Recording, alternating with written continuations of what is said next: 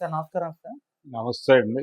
Sir Balakrishna గారు అసెంబ్లీలో నిన్న జగన్మోహన్ రెడ్డి గారి పైన ఒక కామెంట్ చేయడం సైకో అని చెప్పేసి వ్యాఖ్యానించడం అటు వైసీపీ వాళ్ళు ఆగ్రహానికి గురయ్యారు. సో వాళ్ళు కూడా ఇప్పుడు విమర్శలైతే చేస్తున్నారు.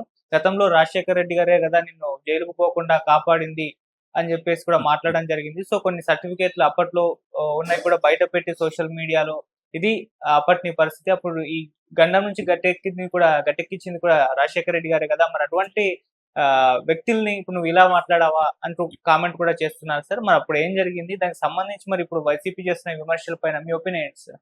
అంటే ఆ రోజుల్లో బెల్లంకొండ సురేష్, అలాగే సత్యనారాయణ ప్రసాద్ అనబడే ఒక జ్యోతిష్యుడు, వీళ్ళిద్దరూ కలిసి బాలకృష్ణ గారి ఇంటికి వెళ్ళటం, అక్కడ కాల్పులు జరగటం నడిచింది. ఎప్పుడు అది 2004 ఎన్నికల తర్వాత, ఎన్నికల ఫలితాల అనంతరం జరిగిన గొడవ అది.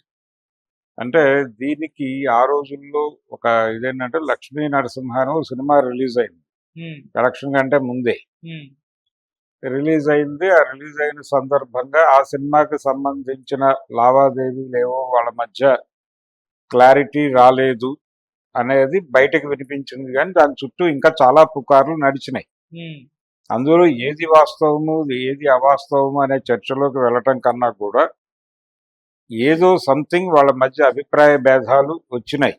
వీళ్ళిద్దరిని టార్గెట్ చేశారా చేయలేదా అనేది కాదు, కానీ మొత్తానికి అక్కడ అయితే ఫైరింగ్ జరిగింది. బాలకృష్ణ గారి ఇంట్లో కాల్పులు జరిగినాయి. వీళ్ళిద్దరూ గాయపడ్డారు. పర్టికులర్గా బెల్లంకొండ సురేష్ గాయపడ్డాడు, హాస్పిటలైజ్ అయ్యాడు, బుల్లెట్లు తీశారు. వారే బాలకృష్ణకి ఇబ్బంది లేని పద్ధతిలో సాక్ష్యం చెప్పారు. ఫైనల్ ఆ టైంలో చాలామంది సినిమా పెద్దలు అందులో ఇన్వాల్వ్ అయ్యి, వద్దు ఇది రచ్చ చేసుకోవడం కంటే కూడా, ఇంటి గుట్టు రచ్చ చేసుకోవడం కన్నా కూడా దీన్ని మనమే కడుపులో పెట్టి దాచుకోవాలి అన్న పద్ధతిలో కొంతమంది ఇండస్ట్రీ పెద్దలు రామారావు గారి అబ్బాయి శిక్ష పట్టడం ఏమిటి అన్న టోన్లో ఆలోచించి ఒక అడుగు ముందుకేసి వెళ్ళి బెల్లంకొండతోనూ సత్యనారాయణ ప్రసాద్తోనూ మాట్లాడి వాళ్ళు ఆ విధంగా సాక్ష్యం చెప్పేలాగా వాళ్ళని మోటివేట్ చేశారు అనేది కూడా వినిపించింది. అప్పుడు మోటివేట్ చేసినటువంటి వాళ్ళలో రామానాయుడు గారు కూడా ఉన్నారు అనేది ఒక అభిప్రాయం చాలా మందిలో ఉంది. ఆ సందర్భంగానే బెల్లంకొండ సురేష్కి వెంకటేష్ గారు 2-3 సినిమాలు చేసి పెట్టాడు. ఇది కూడా ఆ ఆఫర్లో భాగమే అనేది కూడా ఒక మాట ఉంది ప్రచారంలో. అయితే ఇవన్నీ పక్కన పెట్టేసి, ఈ పుకార్లు ఇవన్నీ నిజమా కాదా ఈ చర్చలోకి వెళ్ళాలని నేను అనుకోవడం లేదు. కానీ కాల్పులు జరిగిన మాట వాస్తవం. నందమూరి బాలకృష్ణ గారు, వారి సతీమణి ఇద్దరూ కూడా కేసులో ఉన్నమాట వాస్తవం. అంటే ఆవిడ అక్కడ బ్లడ్ అది పడుంది, దాన్ని కడిగించే ప్రయత్నం ఏదో చేశారు, సాక్ష్యాలని తారుమారు చేసే వ్యవహారం ఏదో నడిచింది అనేటువంటి యాంగిల్లో ఆవిడని కూడా కలిపారు. దానిలో కలిపారు. ఆయన లాకప్కి కూడా వెళ్ళలేదు, ఆయన అక్కడే పడిపోయాడు. ఆయన అనారోగ్యంతో ఉన్నారు అని ఇప్పుడు ఇమ్మీడియట్గా హాస్పిటల్కి తరలించారు. ఆయన్ని తరలించేసిన తర్వాత ఆ టైంలో ఆయన హాస్పిటల్లో ఉండగా, ఇన్సిడెంట్ జరిగి హాస్పిటల్లో ఉన్న టైంలో ఆయనతో ఎక్కువ టైం గడిపింది ఇండస్ట్రీ నుంచి అరవింద్ గారు, చిరంజీవి గారు. వీళ్ళిద్దరూ వెళ్ళి ఆయనకి ఏం కాదురా, నువ్వు టెన్షన్ పడద్దు అని ఒక రకంగా మానసికంగా ధైర్యం చెప్పిన పరిస్థితి. ఇప్పుడు అదే చిరంజీవిని టార్గెట్ చేశాడు. అదొక విచిత్రమైన సందర్భం. ఇది ఎవరు మాట్లాడట్లేదు. కాబట్టి ఆ రోజున వారితో ఉన్నది, అది పేపర్లో రిపోర్ట్ అయినటువంటి విషయమే చెప్తున్నాను నేను. చిరంజీవి, అరవింద్ గారు వెళ్ళి చాలా ఎక్కువసేపు బాలకృష్ణతో గడిపారు అక్కడ, ఆయన కాన్ఫిడెన్స్ బిల్డ్ చేయటానికి. ఇలా నడిచినటువంటి ప్రయాణంలో ఫైనల్గా కేసు రిజిస్టర్ అయింది. ఆయన హాస్పిటల్లో ఉండగానే దానికి సంబంధించి బెయిల్ గ్రాంట్ అయింది. ఆయన వచ్చేసాడు బయటికి. దంపతులు ఇద్దరు బెయిల్ మీద ఉంటూ కేసు ట్రయల్స్గా హాజరయ్యారు. హాజరవుతున్న టైంలో ఈయనకి మెంటల్ ఇల్నెస్ ఉంది, ఆయన సైకలాజికల్గా ఏదో డిస్టర్బ్ అయి ఉన్నాడు, డిప్రెషన్లో ఉన్నాడు అని ఒక సర్టిఫికేట్ పుట్టించి, అలా జరిగినటువంటి సంఘటన ఆ డిప్రెషన్లో నుంచి జరిగింది తప్ప ఇంటెన్షనల్గా కాదు అనేది వైద్యపరమైనటువంటి పారిభాషిక పదాల్లో నుంచి ఎక్స్ప్లెయిన్ చేసి మొత్తానికి ఒక ఇది ఒక రాయితీ పొందినట్టుగా వాళ్ళు ఆ కేసులో నుంచి బయటపడ్డారు. దీనికోసం అంటే ఈ కేసులో నుంచి అలా సులభంగా బెయిల్ రావటానికి, ఆ తర్వాత ట్రయల్లో నుంచి శిక్షలు పడకుండా బయటపడటానికి రాష్ట్ర ప్రభుత్వాధినేత సహకారం ఉంది. వైఎస్ రాజశేఖర రెడ్డి గారి సహకారం అందింది. ఆ టైంలో పురంధేశ్వరి గారు కాంగ్రెస్ పార్టీలోనే ఉన్నారు, ఆవిడ కీలక పదవిలో ఉన్నారు. పైగా సోనియా గాంధీతో సన్నిహిత సంబంధాల్లో ఉన్నారు ఆవిడ, కేంద్రంలో మంత్రిగా ఉంటూ. ఆ సందర్భంగా ఆవిడ కోరిక మేరకు, ఆవిడ రిక్వెస్ట్ చేసినందుకు గాను వైఎస్ రాజశేఖర రెడ్డి గారు కన్సిడర్ చేయటం మాత్రమే కదా, ఆయన రామారావు గారి అభిమాని కూడా. సరే, ఇవన్నీ కలిసి వచ్చి మొత్తానికి మనం దీన్ని కొంచెం పట్టించుకోవాలి అని ఆయన అనుకుని పట్టించుకుని చేశాడు అనేది ఇప్పుడు అందరూ మాట్లాడుతున్నారు. అయితే నా ప్రశ్న ఏంటంటే, ఆయన రామారావు గారి అబ్బాయి కావచ్చు, కాదని ఎవరు అంటలేదు. అయినంత మాత్రాన ఆయన ఏం చేసినా నడుస్తుందా? ఏం చేసినా ఎక్స్క్యూజ్ చేస్తారా? ఆయన ఎవరిని ఎలా మాట్లాడినా పోన్లే రామారావు గారి అబ్బాయి ఏదో అన్నాడు అని అనుకునే పరిస్థితి ఉంటుందా? అలా అనుకోవటం రాజ్యాంగం అనుమతిస్తుందా, చట్టం అనుమతిస్తుందా అనేది ప్రశ్న. వైఎస్ రాజశేఖర రెడ్డి గారు పురంధేశ్వరి గారు అడిగారు కాబట్టి ఎందుకు భుజానేసుకున్నాడు అసలు ఆ కేసుని? పోనీ ఇప్పుడు వైసీపీ వాళ్ళు అందరూ చెప్తున్నట్టుగా అసలు ఎందుకు బయట వేయాలి ఆయనకు ఒక న్యాయము, ఊళ్ళో ఇంకెవరన్నా చేస్తే, ఇంకెవరింట్లోనన్నా ఫైరింగ్ జరిగితే అలా వదిలేస్తారా? అది ప్రశ్న. ఎవరిని వదలరు కదా. మీ ఇంట్లో మీరు ఎవరినన్నా కొడితే, లేదు తుపాకీతో ఫైరింగ్ చేస్తే అంత ఈజీగా బయటకు వచ్చి కేసు నుంచి క్లియర్ చేసుకుని బయటకు రారు కదా. అంత తొందరగా సర్టిఫికెట్లు పుట్టవు కదా. అదంతా అంత శరవేగంగా ఎలా జరిగింది అంటే, ఆయన ఒక ఫ్యామిలీ నుంచి వచ్చాడు, అదంతా ఓకే. ఆ చరిత్రతో మనకేమీ ఇబ్బంది లేదు. వారి తండ్రి గారు గొప్పవారే, వారితో మనకి ఇబ్బంది ఏం లేదు. అయినంత మాత్రాన ఏం చేసినా వీళ్ళందరూ అడ్డుకుంటారా? అంటే బెల్లంకొండ సురేష్ ఆయన సాక్ష్యం చెప్పకుండా సినిమా ఇండస్ట్రీ నుంచి పెద్దలు వెళ్ళి మాట్లాడి ఆయన కోసం సినిమాలు చేసి ఇంత జరుగుతుందా? ఇంకెవరైనా చేస్తే ఇంతమంది మొబలైజ్ అయ్యి ఇదేదో దేశానికి ఏదో విపత్తు జరగబోతుంది అన్న లెవెల్లో ఇంతమంది పనిచేస్తారా? చేసే అవకాశం లేదు కదా. ఎందుకు ఇలాంటి వాటిని ప్రోత్సహించాలి? ఎందుకు ప్రభుత్వ అధికార దుర్వినియోగమే అది. ఇప్పుడు వైఎస్ రాజశేఖర రెడ్డి గారు అధికార దుర్వినియోగానికి పాల్పడ్డారు ఆ రోజున అనే దాన్ని ఎస్టాబ్లిష్ చేస్తున్నారు వీళ్ళందరూ కలిసి, పదే పదే అది చెప్పడం ద్వారా. అంటే ప్రతి ఒక్కరు, పేరు నాని గారు అదే మాట్లాడి ఇప్పుడు ఆ సర్టిఫికెట్ బయటకు తీస్తామంటున్నారు. ఎవరిని బయట పెడుతున్నారు? మరి బాలకృష్ణ ఒక్కడనే కాదు, వైఎస్ రాజశేఖర రెడ్డిని కూడా రోడ్డు మీద పెడుతున్నారు.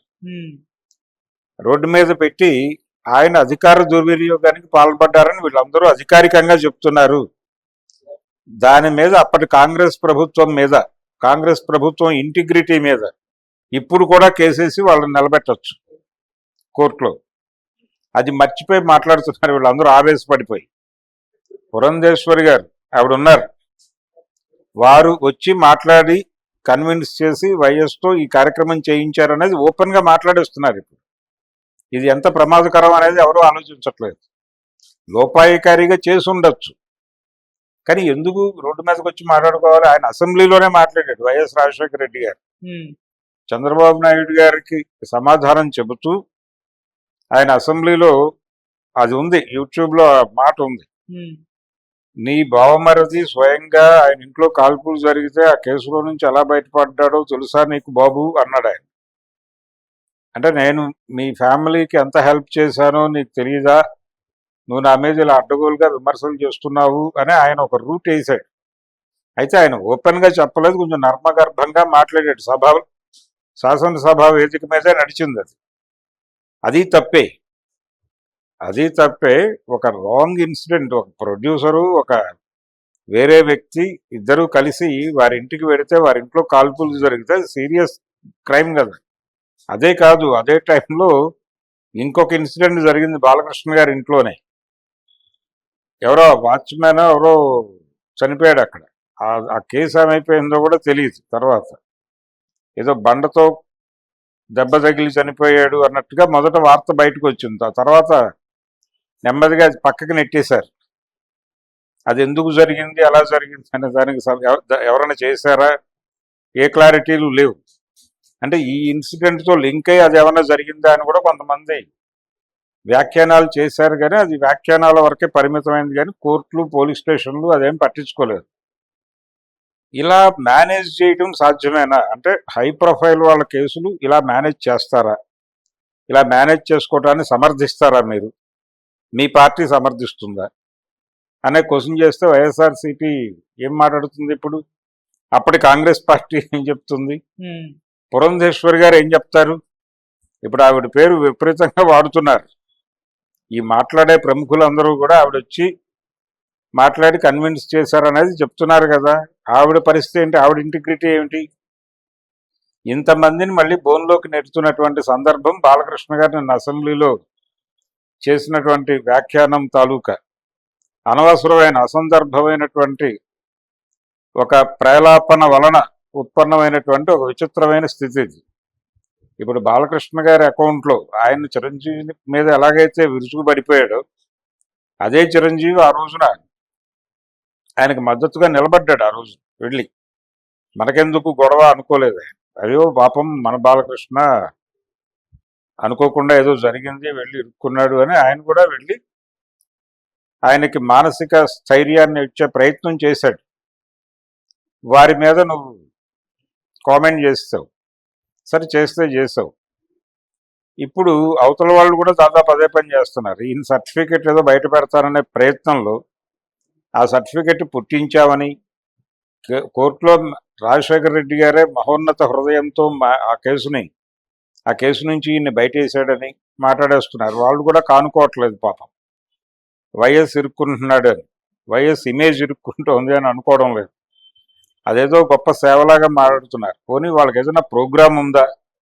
బాలకృష్ణకి ఈ సహాయం చేశాం మేము, ఆ రోజుల్లో ఈ సహాయం చేశాం అనుకున్నప్పుడు, ఇప్పుడు బాలకృష్ణ గారికి కూడా కూటమి ప్రభుత్వం మీద ఏదో మంట ఉందని బయటకు వచ్చింది.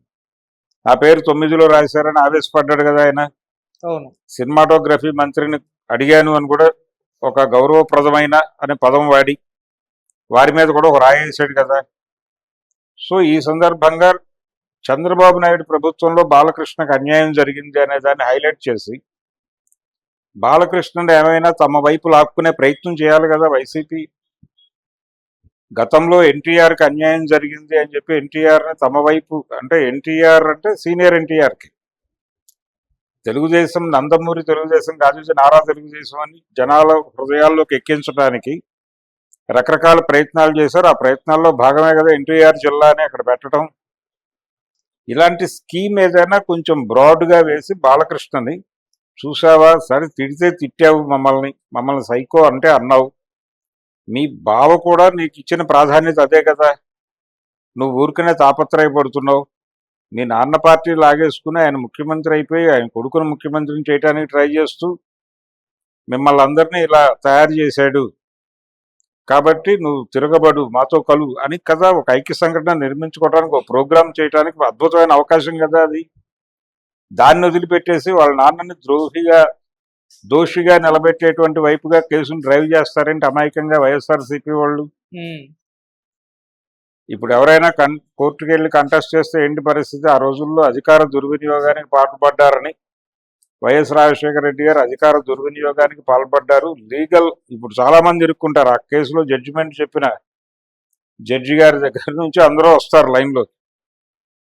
వీళ్ళందరినీ ఇరికించే ప్రయత్నం చేస్తూ ఆ మాటలు ఎందుకు మాట్లాడాలి అనవసరంగా? అందుకని తక్షణం నాలిక కరుచుకుని, నాలిక చేత్తో పట్టుకుని మాట్లాడాల్సినటువంటి అవసరం వైఎస్ఆర్సీపీకి ఉంది. వైఎస్ఆర్ ఇంటిగ్రిటీని రోడ్డు మీద నిలబెట్టే ప్రయత్నం చేయటం మంచిది కాదు, వాళ్ళకి పొలిటికల్గా మంచిది కాదు. వీలైతే నందమూరి బాలకృష్ణని తమ వైపు లాక్కోవడానికి ఏదైనా ఒక పొలిటికల్ ప్రోగ్రామ్ డిజైన్ చేసుకుని వెళ్ళటం మంచిది. Okay sir, thank you so much. Thank you.